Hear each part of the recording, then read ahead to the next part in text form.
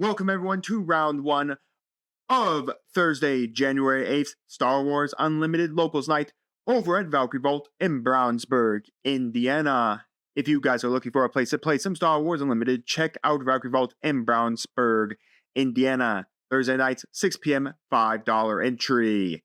And you always walk away with a promo pack and at least one pack of the current set. So not only is this a local night at Valkyrie Vault, this is also round one of the store showdown for Secrets of Power. Yes, the Saturday before this week, I had done the Secrets of Power store showdown for Bulldog Community Gaming, and we did a draft format for that one. And then this one is all constructed. We had 16 people. We went 4 rounds. I placed second. I've already talked about it in a few other videos, so I was able to get all of my Queen Amidalas, and I just sold off my ones I had pulled from the set, so I didn't have to worry about that. But nonetheless, this is also our first video in the SEC format. So finally, folks, Locals Nights are now in the SEC format. Rejoice. You don't have to see any more LOF format videos. We're now in SEC. But like I said, we have 4 rounds for you all. In this first round, I am here with my second place winning Boba JTL Green against Sly Data Vault. Now, something special about this Sly, not only is it a showcase, it is a German showcase. So yes, you can use cards from other countries, like the European countries, in Star Wars Unlimited. You do need to make sure you have a card that has the translated text on it, just in case someone can't read German, like myself, to know what the effect does. But most time, I know what Sly Moore's effect does, so I wasn't too concerned about not being able to read Sly Moore German text. So let's do a quick discussion about these 2 decks and then jump into game number 1. So anyways, Boba JTL Green is a different flavor of Boba Fett. Typically, you might see Boba JTL Yellow, but here in Green, we're just swapping out the yellow cards for green cards like Overwhelming Barrage, Dodarian's Gunship. You might swap into like the Imperial Dark Trooper, stuff like that. So you're basically just swapping out your yellow engine for a green engine. That's basically all you're doing, because you'll still use the exact same red engine for Boba Fett. You're still going to use the Fire Spray, the Ruthless Raider, your droid missile platform, your Pride. You'll use the exact same card we already know to utilize with the red side of Boba from JTL. We're just now swapping out the yellow package for a red package. But it's still the exact same concept, just hit your opponent with as much non-combat damage and burn them in the face with a bunch of, indirect damage. Anyway, Sly Moore, of course, is a leader from Secrets of Power that states on her front side, tapper, if there are 4 or more rested units, including yours and your opponent's, you create a spy token. She flips for 5 or 6. I can't actually remember 5 or 6. Then on her backside, she says, swing, choose one of your opponent's rested units, and deals 2 damage to it. Funny enough, I joked with this player who was playing the Sly Moore that I recently saw, I think it was last week, I saw that a Sly Red deck had just topped a PQ, I believe, in the States.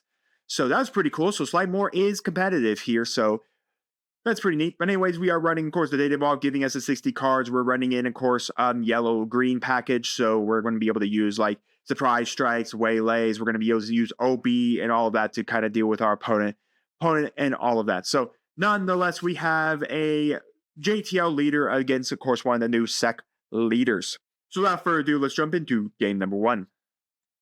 All right, anyways, I am going first here. We're going to go for the Pride immediately. Again, as long as I have the initiative, I am able to do 2 indirect damage to my opponent. My opponent is going to take the initiative here, immediately swapping. Now, I am deciding what I want to do here. I do have the Super Laser Tech, and I do have the resupply here. Again, I do actually get some good ramp going here in every game I've done with Boba in the entire event. I was able to get the ramp going. Now, I will say this event, there was a little bit of an issue with the scoring. One of our opponents put in the incorrect scores. We see the Grievous. This is the Grievous with hidden as well. If it's attacked, it just jumps ship and jumps back to your opponent's hand. So anyways, we're going to do 2 damage from the Pride. I don't have the initiative, so I can't use the Pride's effect to deal 2 indirect damage to my opponent, so I just get the swing there. My opponent is going to take the initiative yet again. I'm finally going to flip my token over. Then show you I don't have initiative. Anyways, I am ramped up. I do need only one more resource to officially get going. I am trying to figure out my ship here as well, because again, I do want to flip Boba Fett for his side as well. So when I flip Boba Fett, I do want to attach him to a vehicle so that I can get the 4 damage I want to my opponent from there. So anyways, we're going to go for, of course, the IG-2000, dealing 1 damage to both the Grievous and to the Grievous and to the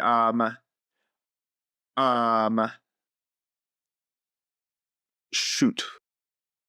The Lurking Subfighter, that's what it is. We're Lurking Sub. So we're going to do that, and then we're going to trigger Boba's effect to deal 1 injury damage. Sly more there is for arrested more units on that, then they create out the spy. What I was checking before was when Sly more does flip on the battlefield, as well as I did wonder if Sly more had the official's tag attached to it as well. So one thing you can also do in this deck is, if you don't know, Topple the Summit is officially now out into the game now. So when you flip over Boba, you can flip him attached to a vehicle, deal the 4 damage divided how you so wish, and then you'll be able to, I did do the 2 damage, 2 indirect damage coming off the Bride there, as we're going to see the Snub Fighter swinging in. And then we're immediately going to go for the, I'm going to go for the Slave, or the Fett's Fire Spray, the Slave 1, then that's going to do 3 indirect damage. When played, deal 2 indirect damage to your opponent, as when played, when attack. It normally does 1, but if you own the Boba Fett as a leader unit or upgrade, you do get 2 damage there. So we can also flip the Boba. So I'm not going to touch the Boba here. There's not really a point, anything like that. So anyways, within 1 indirect damage from the Boba, we're going to go for the HK-47 to allow me to, when I kill something, to go for the battle. Yep, Sly more is a 5. We're going to see Sly more plot for a Unveiled Might to get a +2/+3 to it, giving itself, it's bigger. That's why I have the OBs in hand. My opponent does complain that I actually had all the OBs against them to play against and all that. So anyways, we're just looking at the HK-47, discussing what we want to do. Again, the Sly more swinging on base. We're going to do 2 damage to a arrested unit, and then we're going to be able to hit the base there with the Sly more coming in for 5. Again, Sly more is only a 3/6, but yeah, again, that Unveiled Mind is really nice, powering up the Sly more, just keeping it alive just a little longer. I like Sly more's effect when it's on its attack side and its backside. It's really good. I mean, just being able to do 2 chip damage to anything on the board state is really cool.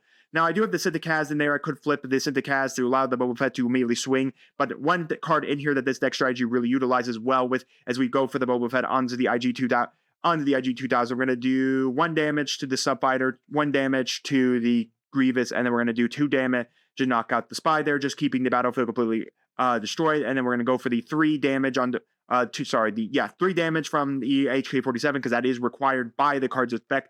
Then we're going to go for Chancellor Palpatine to immediately come out, bring out 2 spies. The 2 spies do have Sentinel. As long as your leader is deployed, Chancellor Palpatine gives the spy Sentinel. So anyways, I'm just going to go for the immediate OB, immediately going to be able to murk off the Sly more here. That was my concern. I didn't really need Sly more. As you see, I have all 3 of my OBs in my hand.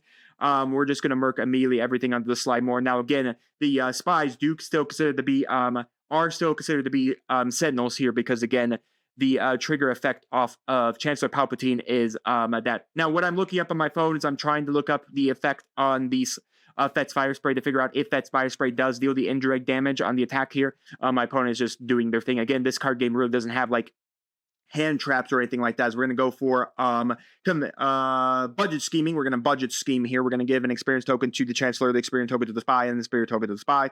It's just going to buff it up here. I'm just looking for the Fett's Fire Spray so I could actually read out its text. Again, the Fire Spray I have is the promo that was given out, the set promo that you got when you went to your events and all that. So anyways, I'm going to crash out a spy. Unfortunately not kill a spy, then take 1 damage point back because of the experience token there, but I can't kill the spy off, and again, I can't really crack through anything right now, so we're just going to kill off the spy. Pride's going to deal 2 indirect damage because I did have the initiative there, so that's all that, and then we're going to immediately swing in the 4, and then we're going to trigger the effect of the Fire Spray because I do have the Boba Fett as an upgrade, so that does mean I do 2 indirect damage as well, and then the Fire Spray is going to be able to swing in for a whole lot of damage. Then the IG-2000 is going to be able to swing in for a whole lot of damage as well, and then I was just saying that I forgot. I think I pointed out to my opponent there that I think I didn't have the initiative there to trigger the effect. So I told him to take the damage back off of the Pride because I didn't have the initiative, as you clearly see my marker. But typically, important to make sure you know what you have the initiative. Again, it's one of those cards. So anyways, I do have the Dardarian. I do have the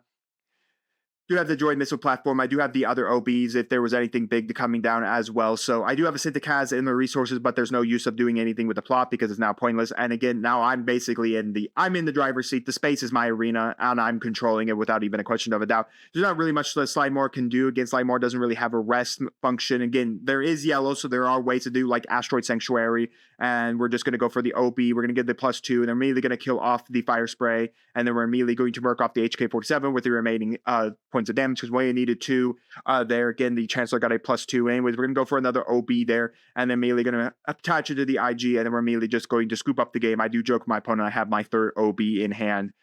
So yeah, I drew into all 3 OBs for the game. But yes, so one thing I don't think I ever completed my sentence, and I apologize. I start sentences and these recaps and then suddenly just jump off to something else. But one card you can do in this deck that I did get off multiple times is Topple the Summit. So when you flip over, it's a plot for 5. Flip over, when you flip to awaken, Boba, and you stick him under a ship, then you deal your 4 damage divided, and then you go Topple the Summit to then immediately deal 3 damage to all units that are wounded. You just immediately murk half your opponent's board. That is how I actually got game 3. Actually, how I got round 3 against a double against Sabe Yellow was I literally flipped Boba, put it on, put a whole bunch of damage onto their Sabe that they had flipped, went Topple the Summit, killed the Sabe, killed their entire board state, and I was basically, they had to rebuild their board, stabilize their board state, where I was at there. Now, yes, the Boba did just immediately get blasted right off my Slave 1 as a countermeasure, but still, I mean, I killed their board, forced them into a reset stage, and then I basically won. One thing I did also say, as I was pointing out, there was a flaw in this game that I got second. Now, again, that happens. It's important that it does, and it's important that you make sure you check always your scores no matter what. Make sure you accept, make sure you check everything. So we actually had 2 players in the game who they finished their game but got the score reported wrong. So one player won the match, won the round, actually was reported to have not won the round, while the loser had been reported to actually have won the round. Now, I did get paired up to that person that actually, with the incorrect scoring, we did get it settled after my game, but unfortunately, pairs were already out.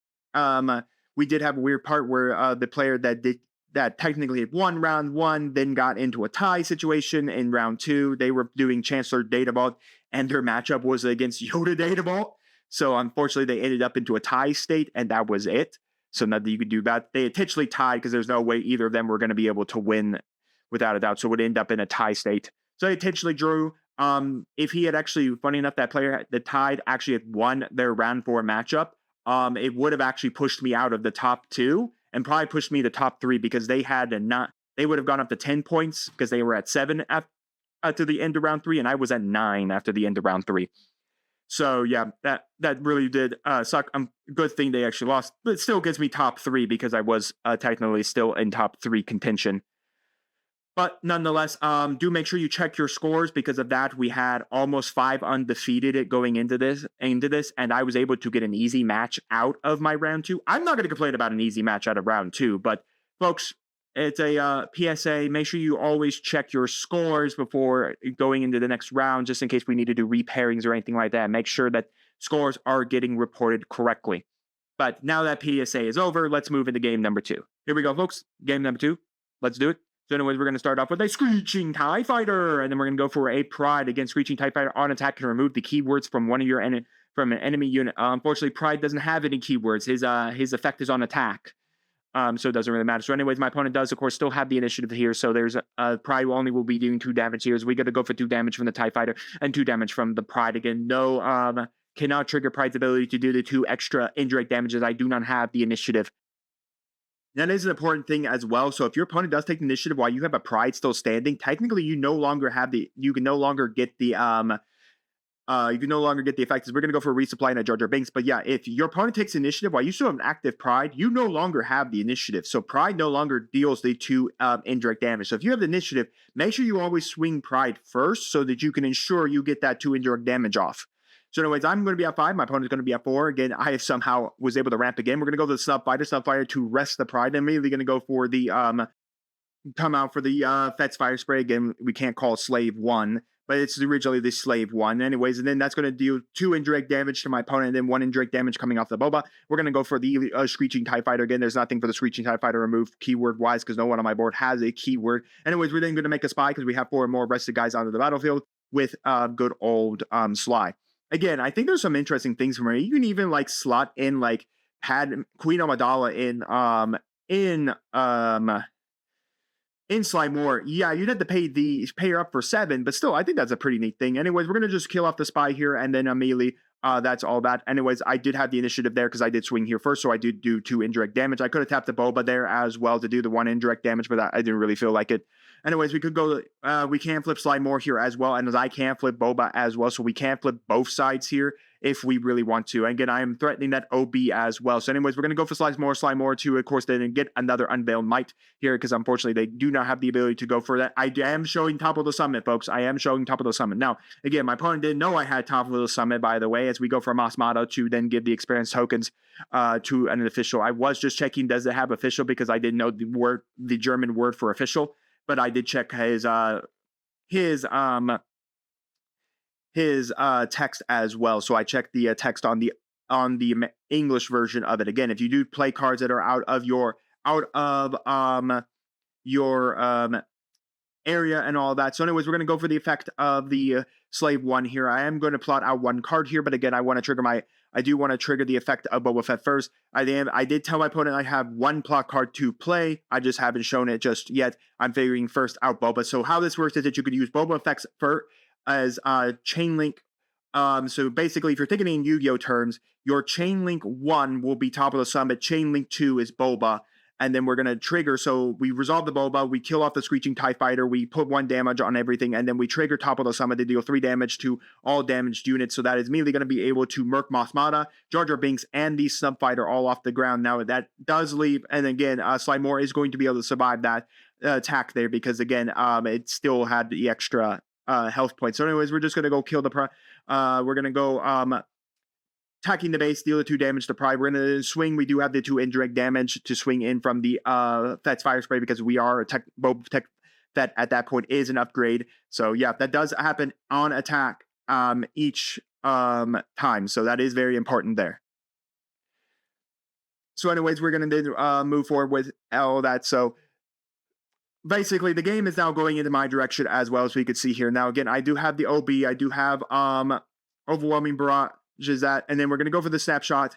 Yeah, I can't remember. Snapshot Reflexes. Again, the Sly Moore can't really do anything. He's basically just trying not to die here because it's already at 4 damage points. It does get 1 health point and all that. So anyways, we're just immediately going to be able to go Snapshot Reflexes, where I'm just going to count it down. We're going to go for the OB again. We're just going to immediately kill off the Sly Moore. There's nothing else to really merc off any of that. So we're just going to power up that. I'm just going to keep the Overwhelming Barrage under there. Again, I do some of this for me and my opponents to remember that we have the +2/+2 on the vehicle, as well as my own nature of making sure for you guys, you know who got the OB trigger. And anyways, we're going to swing a bunch of damage, and then we're going to be able to use the 2 indirect damage from that as well. And then my opponent's just going to scoop it up. There's no way for them to deal with this, and I'm just going to show my hand. Yeah, it's a pretty stacked hand. Apologies, it's in the glare, but we saw it a little bit. But nonetheless, Boba Green walks away with the win against Sly Data Vault. I might have to actually bring that Sly Red I saw win a PQ to Valkyrie Vault sometime. But yes, I decided on Boba JTL Green here instead of Control because I was really debating on maybe bringing in Kira to do Control. I kind of didn't want to bring Iden for that. I could have brought Trench as well, but I really wanted to play something besides Control. Most of, I guess I should say, every single store showdown I have played in, besides the 2 that I believe set 5 and set 6. So the LOF and the apologies, SEC over at Bulldog Community Gaming, we did draft because now we have the sealed draft events for PQ. So now you can win your chance to go to the Galactic Championships through a sealed event.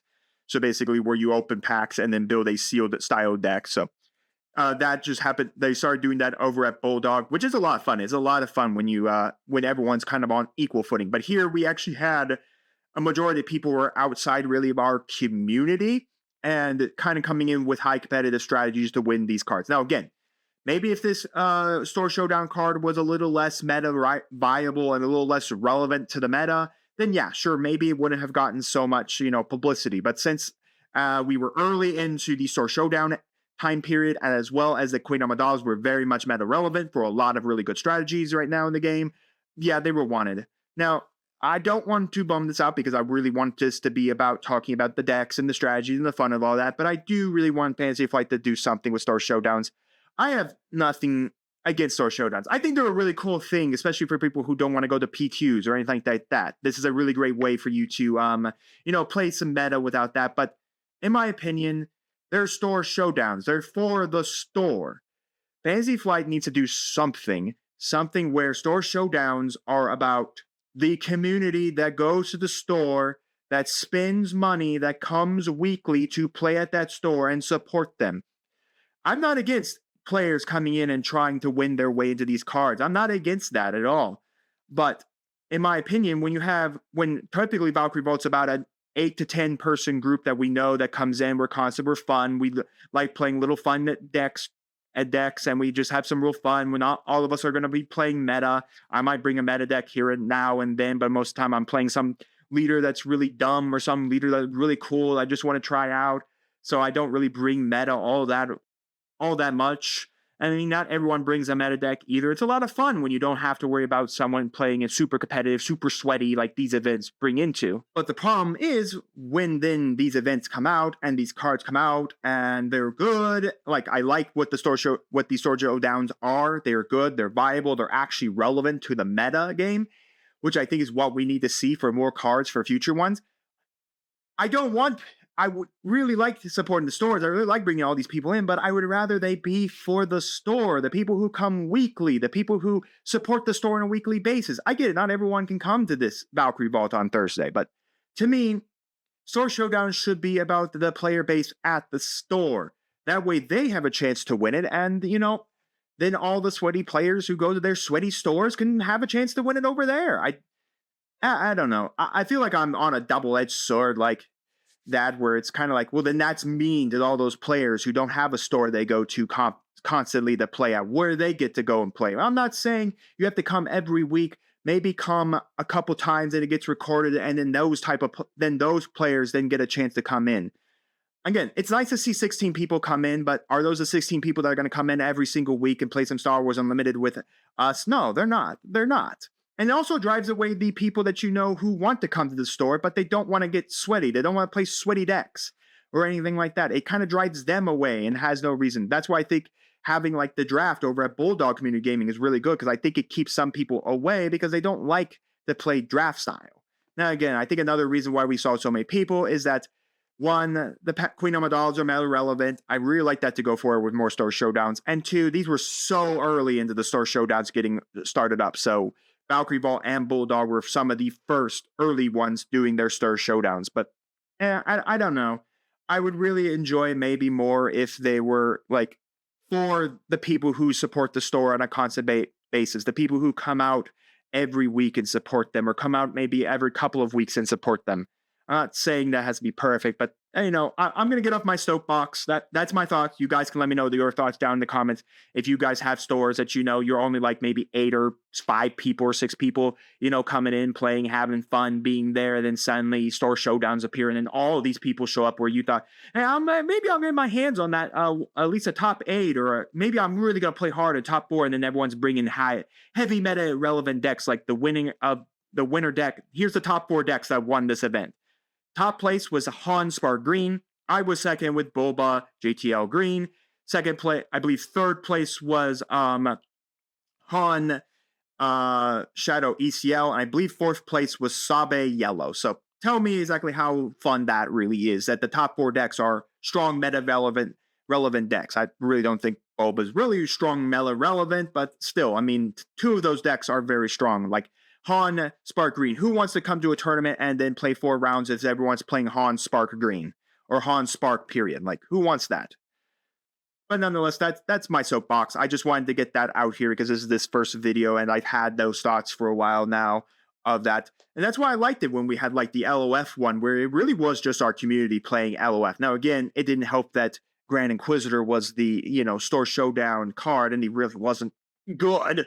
No decks were really running the Grand Inquisitor, unlike Padme Queen Amidala is being ran, but still, it was nice because it was just our community playing for the top prizes. And everyone got top 8. Yeah, everyone got top 8 out of that too. So it was nice. It was nice. I just think there needs to be a change where it should be about the community at the store that comes together.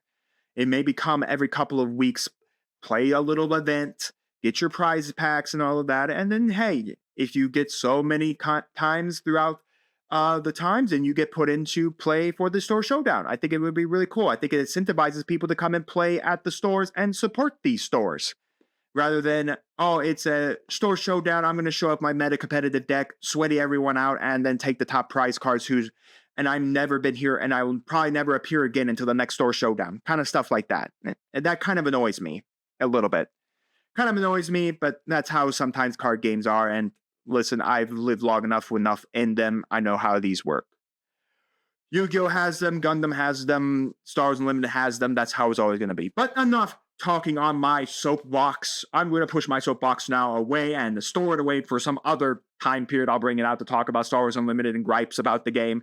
But nonetheless, I want your guys' thoughts down in the comments, not only on the gameplay, on the leaders, on the decks, and all this. So you guys have tried either of these decks. What are your thoughts on Sly Moore? Like I said, I want to try out that Sly Moore red deck that won, and I think I'm going to bring it one day. I'm not sure because I'm running out of time before before we're into a lawless time. I'm recording this on the 21st of January. There isn't much time left before we are in another meta. So yeah, I gotta continue to play some more decks I really wanted to play in this meta and all that. But yeah, let me know that down in the comments, as well as let me know your thoughts, guys, on the store showdowns. You guys think Fantasy Flight needs to make some changes to them? That I have nothing against Sweaty Andes or anything like that. I just think that these should be about the stores themselves, and they should be about the community the store has. I'm nothing against it or anything like that. We can be Sweaty Andes every single time. I'm just has some gripes that store showdown should feel like something for the store to do for the people that, our community in the store. Not saying if you can come maybe 3 times throughout the entirety of, say, the current meta, like Sec, then congratulations, you can join right in. You just got to play 3 full events. You got to finish them out. No, just coming in and immediately booking out the door. So yeah, I don't know. You guys let me know. I know it was a soapbox and I didn't really get much reasoning. Maybe I'll have to do a video later on giving my full argumental thoughts. This is not the place to do that. But nonetheless, let me know all your thoughts, guys, down in the comments. And while you're commenting, do make sure to like the video, subscribe to the channel, and ring the bell so you can notify when my videos go live for you. And we'll see you next time. I'm All Dragons, TCG.